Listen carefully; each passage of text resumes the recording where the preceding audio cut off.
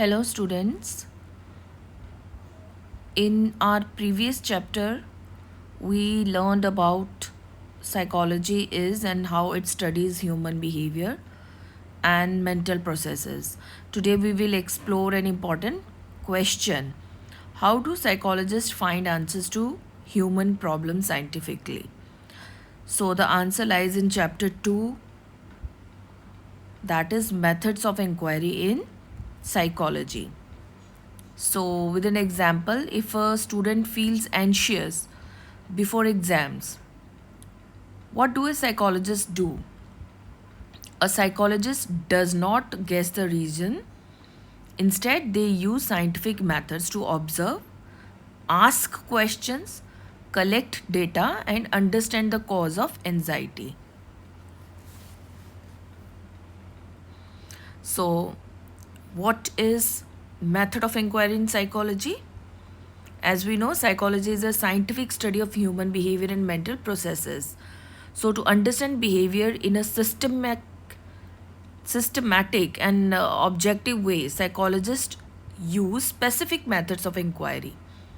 These methods help in collecting accurate information, analyzing it, and drawing reliable conclusions. So, this systemic or scientific process is called methods of inquiry in psychology. Now, this is the exact meaning of what is method of inquiry. A method of inquiry is a systematic and organized way of asking questions and seeking answers about behavior. It involves a series of steps that help in gathering accurate information and reaching reliable conclusions.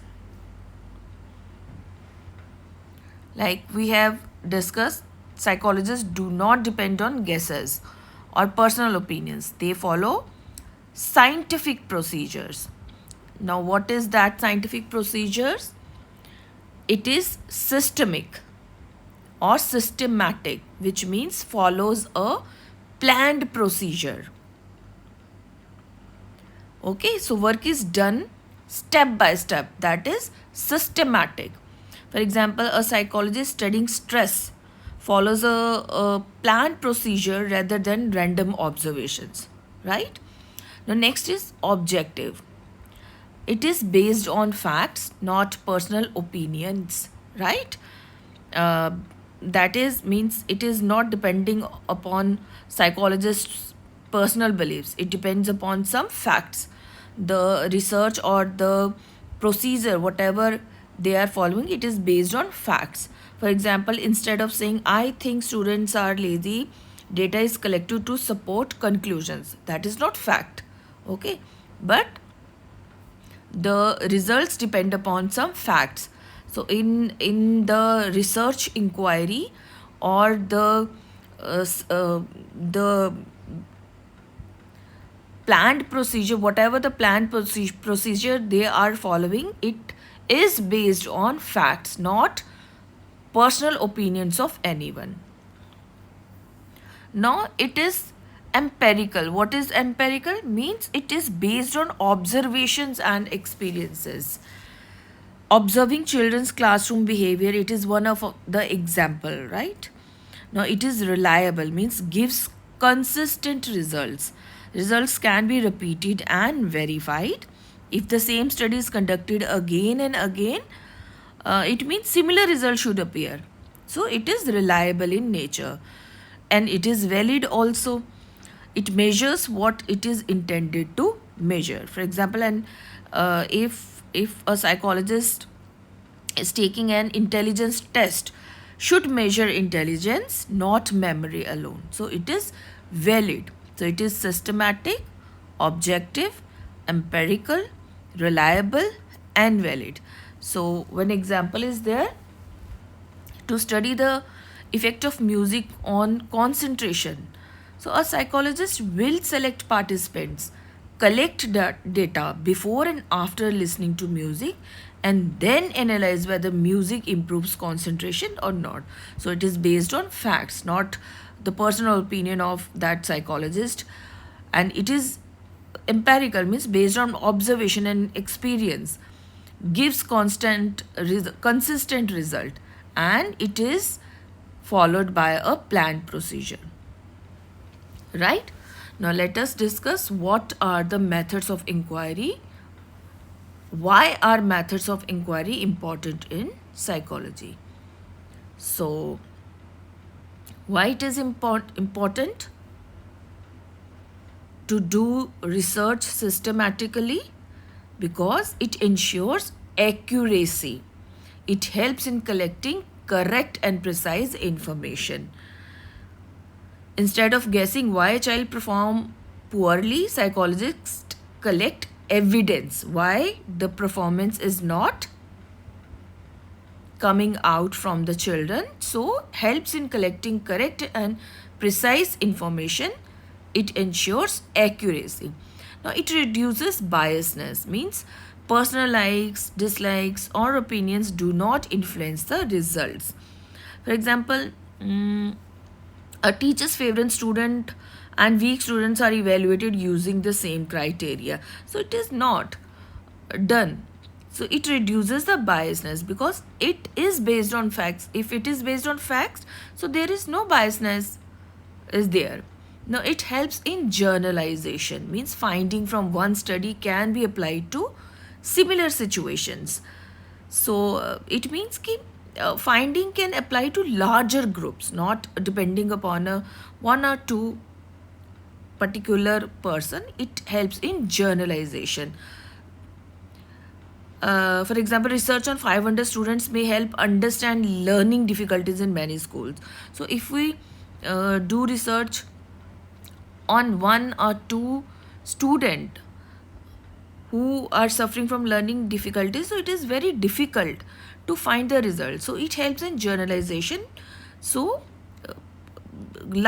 to apply in a larger group, so the for the accuracy of the result or the research. So it helps in generalization. So allows prediction and control. What does it mean? It means it helps in predicting behavior and controlling problems. For example, identifying factors causing exam anxiety helps reduce stress. So we predict, right? So it helps in predicting behavior and controlling problems, because if we predict, then we do research on that particular subject or particular problem. So when we predict the problem, there is a possibilities to control the problem also, or the measurable results has been developed from that research. Now builds knowledge. It also helps to build knowledge. So method of inquiries actually build knowledge, because new findings add to existing knowledge and help in developing better theories and real life applications. So it adds to psychological theories and understanding, building understanding about theories, and it adds on the knowledge. जो previous knowledge है उसमें ये add on करता है knowledge, और चीज़ें और theories add on होती हैं. So it builds understanding upon the psychological theories which are already exist, and it also developing better theories and real life applications. For example, research on memory has improved teaching techniques, right? This is an example. Now I hope you all are able to understand why methods of inquiry important in psychology, because without these methods research is not possible in the psychology. Now examples of inquiry in everyday life. So these are some examples, okay? For example, in one scenario, or you can say in one problem, why is my plant not growing? It is a scenario. Why is my plant not growing? So we inquire about it. We observe the plant, we check sunlight, water, soil. So after this, we get some conclusion that means it needs more sunlight and water. So it is predicted. You can see it is predicted. It needs more sunlight and water. Now, number two problem is, why am I feeling tired? So this is a problem. So we inquire about it. We think about sleep. We think about diet. We think about work. We think about exercise. And we come to the conclusion lack of sleep is the main reason. Now, in problem 3, why did my friend get angry? So we inquire, recall what happened, what is happening before, what has happened, what was said, and conclusion is something I said may hurt them. That is why my friend get angry. So all the results, all the conclusions are the predictions, right? Number 4th problem is, how can I score better in exams? Now we inquire, we check study habits, time management, distractions, and we come to the conclusion need to study with a proper timetable in a quiet place will increase the score, will increase scores better in exams. Now these examples show that inquiry helps us find answers to questions in a logical and systematic manner, right? Now let's discuss what are the steps in a psychological inquiry. So there are some steps how to inquire the problem. Or psychologically, in psychology, what are the methods of inquiry? We have just discussed about that. Now there are steps in a psychological inquiry. So number 1 step is identify the problem. Means we, for example, we choose a topic to investigate, right? For example, behavior. Choose a behavior or question that you want to study. So this is identify the problem. For example, my problem is, or the what we are going to identify, that is, why do some students experience exam anxiety? So this is the problem. It's an example. So this is my problem. Why do some students experience exam anxiety? So foremost step is to identify the problem on which we are going to do our research or inquiry, right? Now step 2 is review of literature. Now what is review of literature? It is read and find out what others have already discovered. Means it is the study beforehand, whatever it had been done by the others. So we need to study previous research and findings to get the conclusion, or we are going to add on our research. So first we need to find the available research on it or available findings on it. For example, read books or research articles. So our what is our problem? Why do some students experience exam anxiety? So we need to find articles on anxiety, right? And we need to read about books. What is anxiety? What others think about this topic, think about this problem, okay? And what are their perspective on this? So we need to read and find out what others have already discovered. Now next is formulate a hypothesis. Now what is hypothesis? It is an educated guess. Means it is a prediction of what we are going to research, or what is the possible results on it. So that is formulator, that is hypothesis. Now how can we formulate it? So we need to give our guess what we are going to research and what are my prediction on it, what are the suggestive or my inquiry on that topic. For example, we have taken the anxiety, so what are my prediction on it, what is my guess on it, right? What is my assumption on it? That is a hypothesis. Now, for example, make an educated guess, right? How can we make an educated guess? Like example, we have taken the topic anxiety. So, student with poor time management experience higher anxiety. So, we assume it.